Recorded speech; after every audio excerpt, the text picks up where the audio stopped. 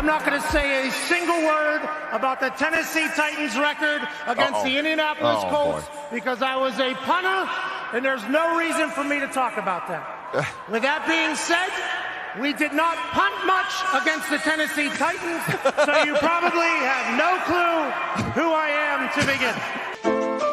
Look, I'm unstoppable. Forget your defense, nothing but an obstacle. Run it back, switch it up, call it audible.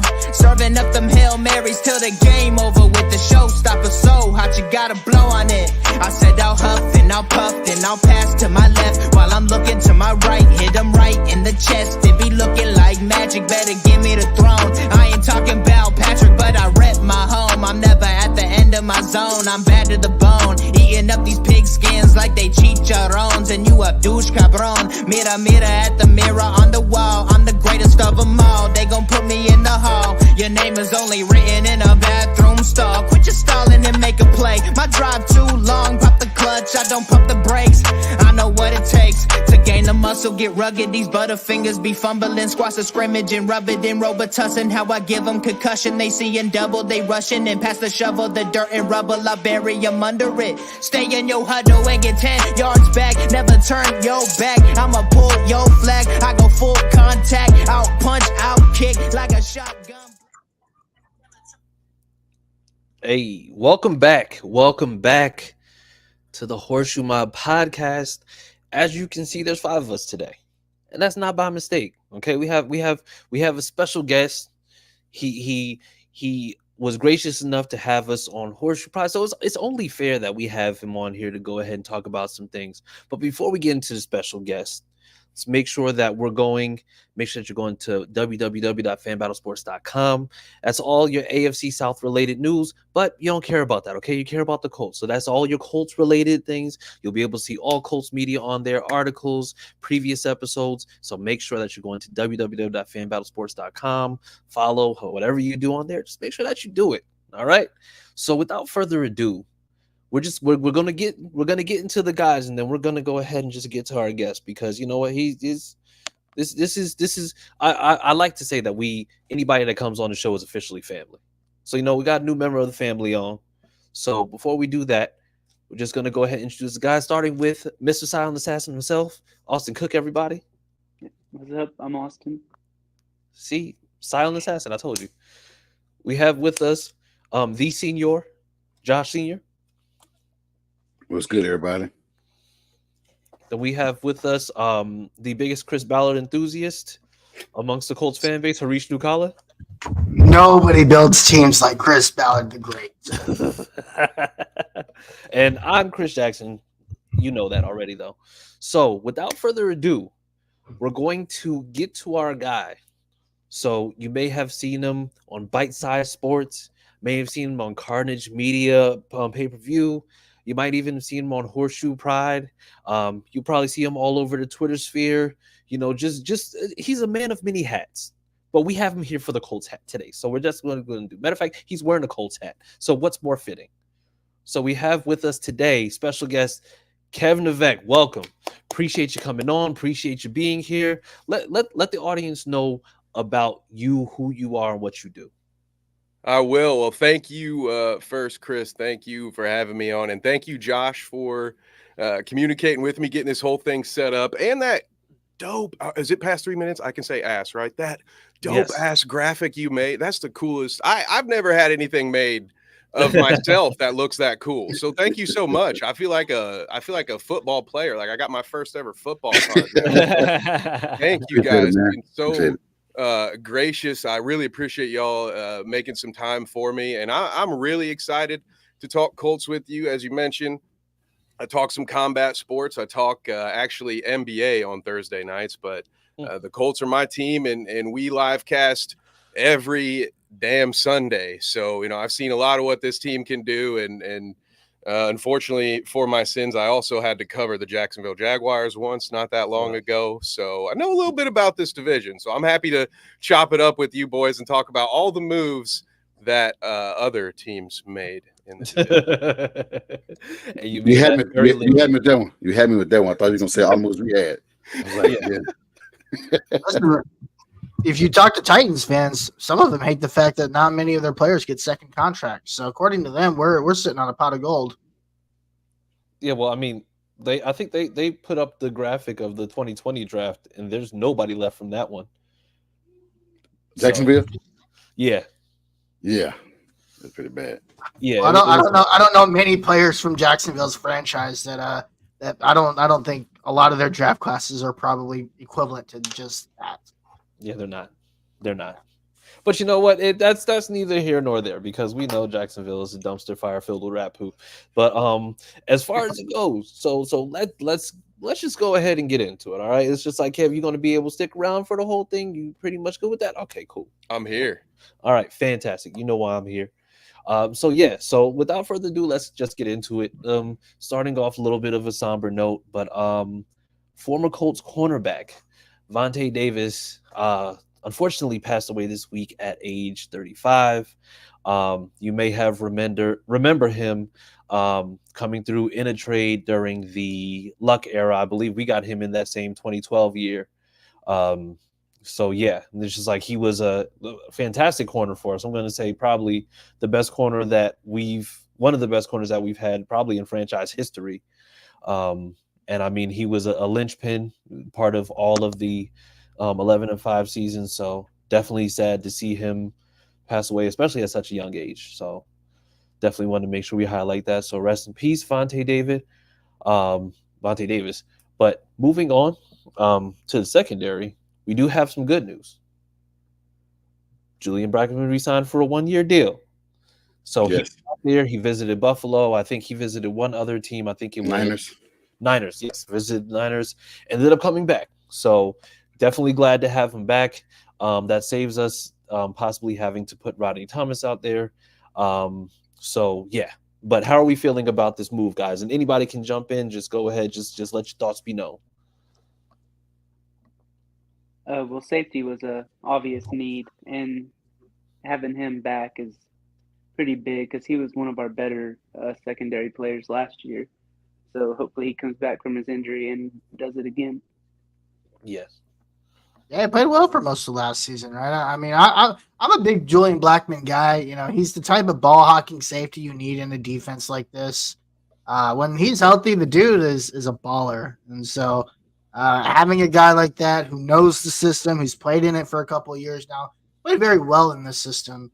We've talked about this before on the show, you know, how certain guys, they play well and they're asked to just kind of do whatever. But then when they're asked to play a part in a true system, in a scheme, inside of a scheme, a lot of guys can't do that. Right? And Julian Blackmon is one of those guys that does that very well.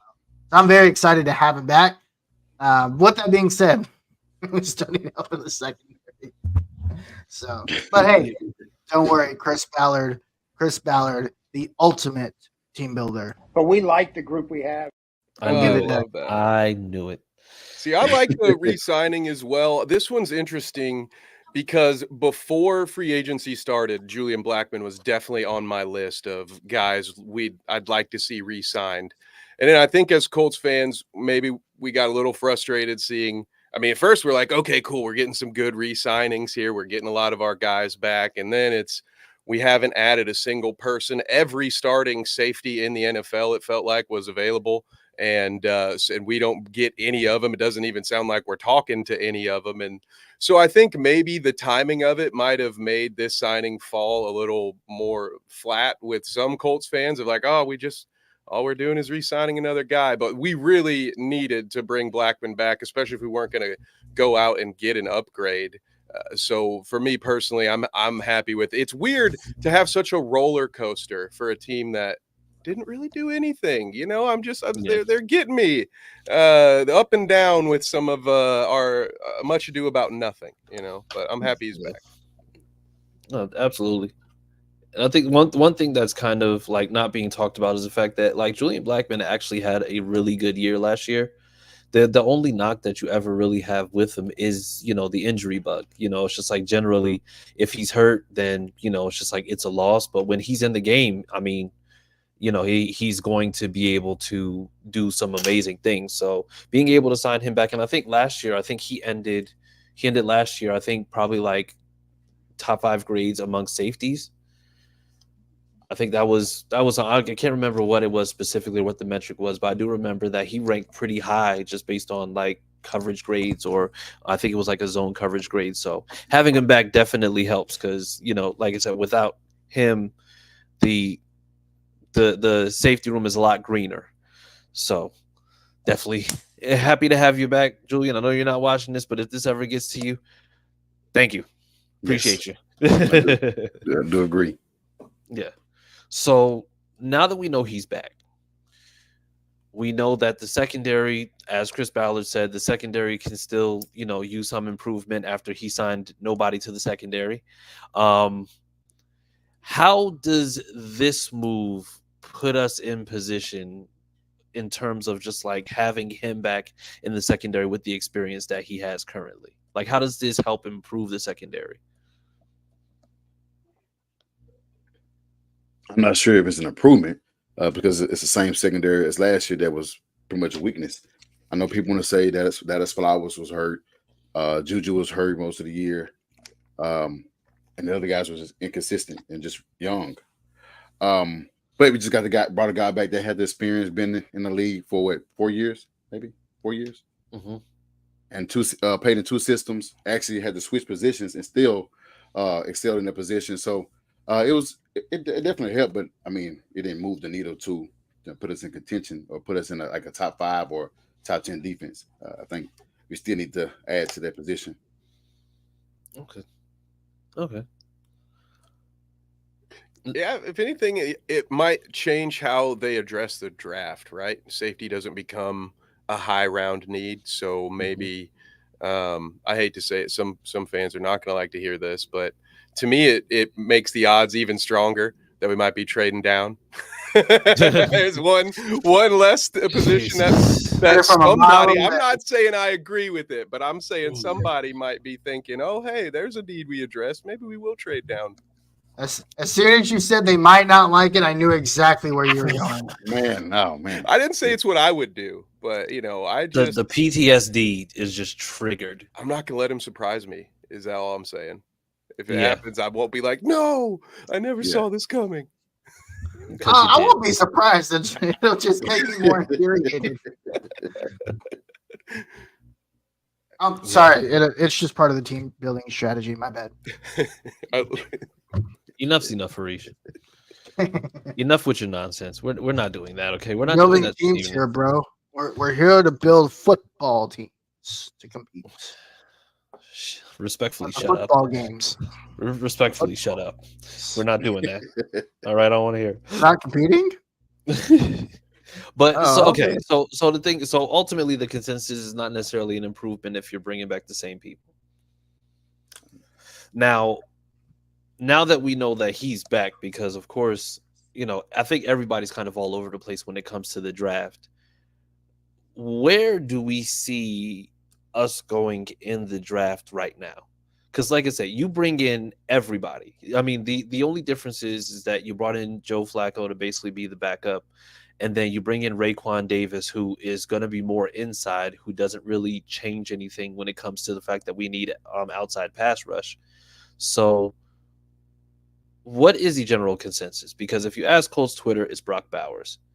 If you ask others, you know, it could be Arnold or Mitchell, or I mean, it could be, you know, a Dunzy. It could be, you know, trading up and potentially going and getting neighbors. I don't see how that would be a thing, but whatever. But like, what is the draft outlook now that you know that you have everybody back in those spots? I'll start with you, Kev. You go ahead. Well, I like one of the names you mentioned as a potential spot here. Now, I will just announce my bias. I am a Toledo Rocket, so I'm a little biased on Quinion Mitchell myself. All right, coming from my alma mater, so I would not mind that pick at all. Other than that, maybe there's another name or two at corner you could convince me on. Other than that, guys, I'm thinking it's edge. If there's a good edge rusher that's there, that's personally what I would like to address. There are other corners obviously not to the same caliber of Mitchell, but there are other corners that I like in this draft in the later rounds where I think we could add some depth. Yeah. And so that's what, I wouldn't want to reach if one of these if Mitchell goes, I wouldn't want to reach and just say we have to take a corner here, especially if there are some good edge guys that drop, somebody that can help get more pressure on the quarterback, because that on its own will make life a little bit easier on our corners, right? If we can get to the quarterback easier without always having to bring a legitimate blitz to do so. So that's why I would lean edge. Is there a name you have in mind that you favor one over the other?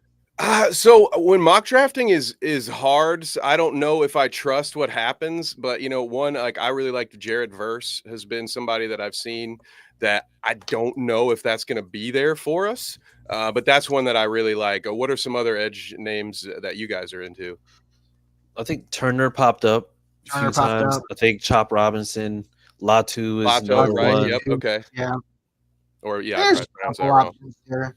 Yeah, I mean, just to go back on your previous point about the worst nightmare for Colts fans is trading down. I think we're in a position, and with as good as this draft is, I think some people will say, well, yeah, because it's such a great draft, you have the opportunity potentially to get two really good instant impact guys, which I'm not a fan of, because I think you're taking more of a risk of maybe one of those instant impact guys doesn't end up being where you think he might be, right?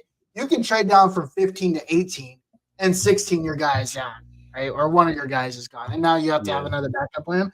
I think the Colts are in a position on this roster enough to say, I need that one instant impact guy. And there might be 3 or 4, but I know I need one for sure. I need to get one of those 3 or 4. And this is the guy that I think that I need. And I think it needs to be a wide receiver, a DB, or an edge guy. One, I'm sure they have plenty of options in those 3 positions. There's plenty of talent up at the top, but I think that's where they have to go. And I don't think trading down, it's a huge risk that I don't think they should take. Yeah, I mean, I've seen what's happened, especially with, for example, you trade down and then you get Rocky Sin. We talk about edge rusher, and then you give up Montez Sweat. And, that in and of itself is like, why are we consistently doing this, much to our chagrin? Because we, as many times as edge rusher has been drafted, we're still looking for an edge rusher. And that's probably the most frustrating part, because the thing is, if you go and let's just say you take the swing on a Montez Sweat, that means that you're not consistently looking to, I'm going to say, look for a pass rusher. Now you can put your efforts into other spots. And I mean, for the first time, Chris Ballard this past draft drafted a quarterback. So it's just like, okay, are you going to put pieces around him? Are you going to do anything? And that's why the frustration kind of set in, because you didn't necessarily fix offense or defense. So now it's like you're using this draft to draft both, when you could have potentially gone and just picked up a veteran cornerback or another veteran safety and then just done something a little bit more, I want to say, legitimate. And I do want to point out D09 motivation. He has the international symbol of Mayo Addicts for his logo on there. So welcome, D09. Appreciate you. And yeah, don't kiss. Is he still sleeping in the suite? I think so. Either that or kissing his sister. But either way, it's just like, we're not going to highlight those things on here. But yeah. D09 motivation, chill, bro. But like, I think there's still a lot of room for improvement. But the problem is that all the improvement now has to be done through the draft, because anything that you're doing right now, you're just kind of looking around and you're saying, okay, like you still have somebody like Diggs out there. You still have somebody like Xavier Howard out there. You still have guys out there who absolutely can just go ahead and be signed. But, you're playing the waiting game, and you're playing a waiting game, especially in a draft where if people get jumped for a particular position that they're looking for, it's a good chance that those veterans are going to end up signing either way. So, I mean, you know what, Harish, you don't even have to do it. I'm going to do it. I'm going to do it. Because you know why? But we like the group we have. Yes. So yeah, I couldn't resist. I'm sorry. Yes. I But see us going offense though. I think I see us going offense for the first 3 picks. That's just First 3. Ooh, all 3. yeah. Okay. I think we're going off. I mean, the other teams in the division is offense heavy right now with the added receivers, running backs. I think we got the match that with having some more offensive power. I mean, yeah, they said Johnny Woods working his way back. I don't know about the backup running back position. You let go Moss for Sermon, but Sermon's not bad. But it's not Moss. I think they go offense. I think they go maybe receiver. I hope they don't go tight end 15, but it's a possibility. They may go double back and get a receiver in the second round pick and may get a running back going forward. So I see. yeah. I really personally also like Kev. I also would love the Quinyon Mitchell pick. That's probably my favorite corner in this draft. Yeah. Just a really super long, athletic guy. There's a lot of new receivers in this division that you have to think about. And you know what? As much as I love Dallas Flowers, as much as I think he had potential, you don't know you don't know what's going to happen when you come back. He may never be the same. Yeah. And I don't think that is like a risk that they should take a chance on. And again, we know Ballard loves his young teams. He drafts young teams every year. But if they do go get a guy, we're talking about a playmaker at a position of need, Quinyon Mitchell feels like is the right choice just because of where we are. And then beyond that, beyond just the position, who my favorite DB is in this draft. So I second your pick, Kev. Yeah. Let's do it. Go Rockets! Hey! By the way, I have to address some of the Mayo maniacs in the comments, because one of the comments it says, "Who's supposed to stop us from y'all team?" So the Titans, I don't know if y'all know, the Titans generally. There you go. The Titans generally, they sign guys for a lot of money, and it doesn't work out. I mean, you moved all that money over, which is the reason why you had to wait until last year to get rid of Ryan Tannehill just to get Julio Jones, and that was a dumpster fire. I mean, you got Bud Dupree, and you cut him 2 years into a 4-year deal. I mean, if we're being honest, who's supposed to stop us from y'all team? I don't think anybody has to stop us from our team, because y'all are going to stop y'all, because we all know that the Titans are a dumpster fire. You have Callahan. That sounds great. Will Levis is going to stop them. Oh, well, listen. Mayo Man himself, he's going to overthrow. Wait, he threw how many touchdowns in 9 games? 4? Yes, and 4 in 1 game. What is it? He threw 4 in 1 game and then 3 in 7. Yeah, very devastating. Yeah, very devastating quarterback. Yeah. And Brian, listen, I think Callahan's he was a great OC. Not all great OCs make great head coaches. You have no idea what you have in that head coach there. Yeah. For all you know, he could be terrible. Just because he drew up great offenses as an OC, being a head coach is. You know who else drew up great offenses as an OC? Don't say it. Don't say it. Potato Head himself. Mr. Potato Head himself was a fantastic OC. He was so good he won a Super Bowl, and then was a Potato Head for 6 years, and then went to Carolina and became another Potato Head. So it doesn't matter if he was a great OC. I have no fear in the Titans next year. Honestly, it's probably the team I'm least worried about in the entire division. I don't care how many moves they make. Yeah, and we all wish you had our player. And let's be honest. Like you added Calvin Ridley. I mean, that sounds great. I mean, he's also about to be 30. And then you added Chidobe Awuzie, who's also, I think, is about to be 30. You added Snead, who, of course, on the Chiefs is just fantastic. I don't think anybody's taken away from the fact that he's talented, but now he's going to be away from the Chiefs with that disruptive force up front called Chris Jones, and we're just all of a sudden supposed to be razzle dazzle. No, that's not how that goes. So yeah, I mean, listen, y'all were last in the division last year. We swept y'all. I mean, we have a whole off season and a draft. I mean, you can be excited. I know that you're excited whenever they bring out a new flavor of Dukes. mayonnaise, but I mean that has nothing to do with this or that. So yeah, sounds good on paper, but you're still gonna have to put the product out there because y'all got really excited after that Falcons game, and then it was back to reality like the very next game. So cool. Glad we got real quick. Hey D, while you're commenting on YouTube, can I get a like, please? Appreciate it. Yeah, there you go. There you go. Make sure that you're liking, commenting, and sharing too, please. Yeah, like I said, for good measure. If we're going to be interacting and talking about all these foolhardy comments you're making, you might as well just go ahead and drop the like and just share it. So yeah, appreciate you. Appreciate you out here. All right.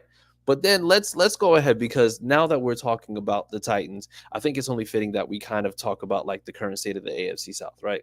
Because we see like the moves that were made. We see the Texans just this week went and traded for Stephon Diggs, and I mean they got him for half a bologna sandwich and I mean a bootleg Pootie Tang DVD.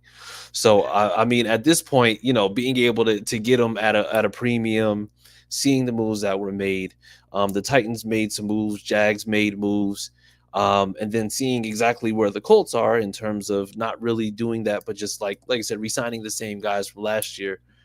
Where do we feel right now like the AFC South is? Because it looks a lot stronger on paper, but I mean, is this a division that is going to be extremely competitive, or is everything just kind of fool's gold based on what we've seen in previous years? And like I said, anybody can jump in on this one.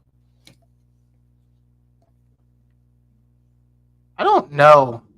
I just never know in this division what's fool's gold and what's the real deal. Like, because every year we think about, like last year, we're like, oh man, the Jags are going to be the best team in the division. And they were one of the worst teams in the division, basically like the last 8 weeks of the year. You talk about, I thought we were going to win 6 games. We ended up winning 9. I thought the Texans were going to be probably maybe in that 5-6 range too. They end up winning the whole thing. The problem with this division is no one's ever damn consistent enough to know what's really going to happen. And it's been this way for 15 years, right? I mean, dating back to 2012, well, maybe 10 years, right? You just never know who in this division is going to be the team that consistently steps up and puts a foot on the rest of the division. Even though there's good teams in other divisions, you consistently see that there's one team that's always on top. Similar to the NFC East, it's another division where you just never know what team's going to end up on top, because you think the Eagles won the Super Bowl. Dallas is going to be terrible, and then Dallas ends up winning the division. Or, the Giants and the Commanders or Washington Football, whatever the hell they're called, they end up playing the last game of the season for the division, and it's just weird things like that. And I think this division has that type of mantra where you just really never know. So on paper, we can kind of maybe guess who the worst teams are and who the best team is, but we truly don't know, and I think that's kind of where we're at with this team. Yeah. Go ahead, Kev. Oh, I was just saying, it's kind of a mixed bag. If I had to take a stab at it, I'd say right now the team that I'm least confident about is Jacksonville, because even though they made some additions, I feel like they lost some key players. What's his name? Rashawn, their safety, went to Seattle.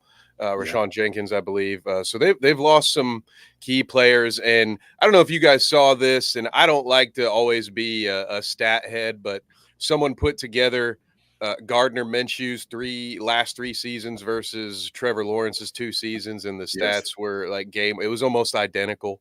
And so and I say that just to say that Lawrence hasn't really lived up to the hype, in my opinion, so far. So when I look at a team that, what was their big addition offensively? Gabe Davis. Not like, no disrespect to him, but like that's not Stephon Diggs. That's not Calvin Ridley. So for me, I think it would be Jacksonville. And then I don't know. I think quarterback play will determine between the Colts and the Titans who has a better season. But I do think right now it's the Texans division to lose, on paper at least. Like you guys pointed out, you never know. CJ Stroud could have some sort of odd sophomore slump we don't see. Stephon Diggs could get mad that he only got 7 targets instead of 8, and he could blow up all the chemistry that they have there. You don't really know, but as of right now, that's kind of how I see things going. No, Kev, we're not doing that. Tell us how you really feel about that move, because you was on Twitter trolling. Tell us how you really feel. I was coping. All right, I was coping. I was trying to do that whole rival thing, right? Where I say washed, overpay. I'm not upset. Staple the laughing emoji over my face as I'm crying behind it because I see a price like that, and I'm thinking, man, there's nobody like the Colts can't add depth anywhere. There's nobody we can send a 7th rounder for that I could be like, oh, cool, that'd be nice. Look at that. Right. We have lost again. I'm happy with who we brought back, but we've lost a couple guys on offense. It wouldn't hurt to have one more playmaker out there to say, oh, hey, okay, well, I can't wait to see what AR does with him. So yeah, until then, I'm just gonna tell every one of our rivals that they're overpaying. It's a reach. Washed. Glad the Colts didn't pay for that. Yeah, that's how I'm playing it. Hey, I'm riding with you. Hey, I'm riding with you, man. If you do that, I'm riding with you, man. It does, man. It does. Every time you get notification, it's Texans or Titans signing somebody. I'm like, oh my god! And it's like you said, but dirt cheap. I mean, besides the really signing, there was, I think, a bit of overpay because he haven't really played much, and he had a decent year last year. I think he shouldn't get that much. And then, like you said, with the Diggs move, we're like, wow. And then they only on hook for 1 year, possibly. And then he go in free agent. Yeah, really. So I'm like, yeah, like I said, hoping I'm like, you know what? Yeah. I don't have it right now. The Danielle Hunter move probably hurts me the most because, again, when you talk, I think Snead was great, but knowing that we and this is kind of where I'm like, okay, he's trying. We gave Danielle Hunter the most amount of money out of any team that offered him, and he chose to go to Houston because that's where he's from, right? You can't beat that. Right. It didn't have anything to do with our historic. He's like, man, I don't know if I want to play for the team that gave us a 34-point lead. Right. I don't know if I want to be part of. I don't know if I want to be part of 2 Hall of Fame ends. Yeah. I mean, I guess they have 1 too now. So yeah. But I mean, that kind of sting. I think the Danielle Hunter thing stung the most. I think the Snead thing hurts Colts fans the most because of the just great drama we had for 2 weeks. Yeah. And how it thoroughly entertained and horrified all of us all at the same time. I think it's probably why Snead probably hurts, but I think on paper, looking at the roster, having a guy that like Danielle Hunter would have opened up a lot of gates for us, because then you could really say maybe we don't need that much veteran leadership in the secondary because we have a bona fide guy that can get to the quarterback, which is really the issue. We don't have a disruptor on the line. We get a lot of sacks, but we don't really pressure the quarterback often. That would have solved that problem. We got Tyquan Lewis, your boy. Listen, but no Tyquan Lewis slander will be handled on this channel. No. We're not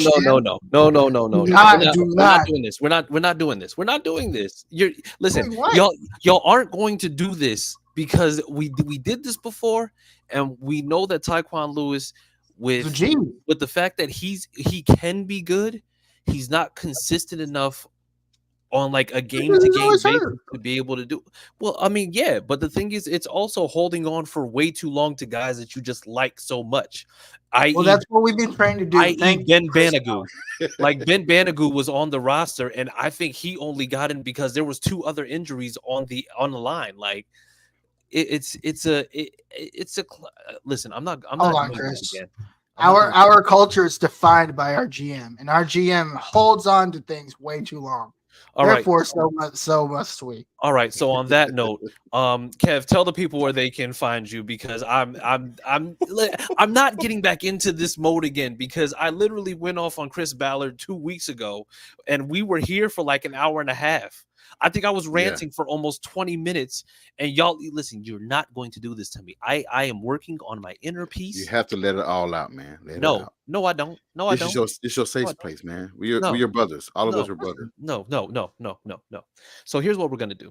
We're not gonna do that. That's what we're not gonna do. Okay, we're not gonna safe space all this stuff. Safe spaces are important.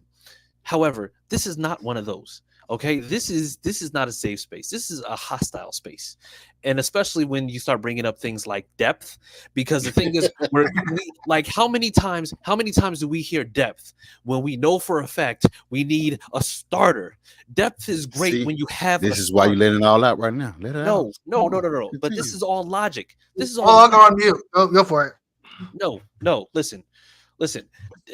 If I hear, and I told Harish this weeks ago, if I hear the word depth again, I'm going to kick myself in the ass, because I'm sick of the word depth. When you know for it's just like, oh yeah, it's depth. Like, yeah, we signed a corner for depth. Fantastic. So who's going to be starting? What do you pick? On that note, Kev, tell the people where they can find you. Tell the people what you have coming up, because I'm not doing this tonight. I'm not doing this tonight. I'm not doing this tonight.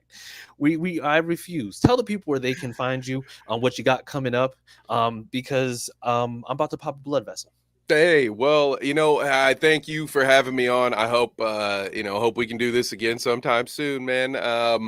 And definitely maybe have you guys come hang out with us on Horseshoe Pride sometime too. I know we got the Horseshoe Crew. There we go. With our powers combined, we are the Horseshoe Crew, baby. So okay. I like what you do. I'm picking up what you're putting down. Okay. All right, I got you. I can do that. I like it. So other than that, guys, if you're big into hoops, the NBA playoffs are coming up. So the bounce on Bite Size Sports every Thursday night at 9. I'm the host with James, former Indiana State basketball coach. So somebody who had a lot of insight here for us over March, and our good buddy Keebler. Yeah, we got a Pacers fan and a Knicks fan on that show. So if nothing else, you get to see some fun interactions there. But other than that, talk Star Wars on Wednesday nights on the Dweeb Network. And right here, you see this cool little flag. That's the Clout Route. Tuesdays, Sundays. That's our comedy podcast over on the Clout Routes YouTube channel. And I'm off for a month at Carnage Media. But if you're interested in catching on the up and coming, all the best athletes in the world of mixed martial arts, we do kickboxing, boxing, MMA. I think we got Muay Thai coming up this year. One of our veterans, Dylan Budka, is fighting in UFC Vegas 90 tomorrow. He'll be fighting at 3 p.m. So, friend of mine, I'm real happy. One day I'll be calling one of his pro fights. But, other than that, of course, find me Horseshoe Pride as well when the season starts again. Last year we did all of our live streams on the PSF app. But other than that, I'll be live tweeting games with all of you, Yes. So please, if you're a Colts fan, please add me on Twitter. Although be warned, I kind of have an eclectic taste. So you're just going to get bad dad jokes about everything. It won't just be Colts content. Gotcha. All right, guys. Gotcha. That makes sense. And who would have thought? I mean, at this point, the V in Kev stands for variety, because I mean, it's just like I've never heard of such realm or such, I'm gonna say, well-roundedness. But you know what? It's just, here we are. I appreciate that about you. So yes, make sure that you are following him. What is the @ on Twitter? It is at Kev Nevic _ So look for me right there, and then, of course, you see the bite. Thank you for putting those other ones down there on the bottom. I appreciate that. No problem at all. And fellas, tell the people where they can find you on social media. You can find me on Twitter at CookieAustin2. All right. Josh? Man, I don't want anybody to follow me because I hate everybody. Oh, wow. No. That was intense. The fuck, son? Like what? Like what? No, you guys can follow me on Twitter at Who Is Josh Senior. Okay. Harish? Yeah, you can find me and my frozen camera at the Uncle Gandhi. Yes, yeah, it is frozen. The camera is frozen. So it's like we call this like we're working at like 3 FPS right now. Ooh. All right. Yeah, that is tragic. And you can find me at CJ Colts fan. Make sure that you are staying tuned. We're still going to be on Tuesdays, but due to technical difficulties on my behalf, we did today. Once again, want to thank Kev for coming out. Like I said, family to the podcast. Hopefully we'll have you on another episode whenever you are not doing one of the many things you are generally doing. But yeah, and then like I said, over the next couple weeks, we're going to be covering draft projections, basically just going over that. But yeah, so in the meantime, make sure that you are tuning in, staying tuned. And once again, thank you for tuning in. And as always, y'all know the vibes. Sam loves Jalen Ramsey. We'll see you guys on Tuesday.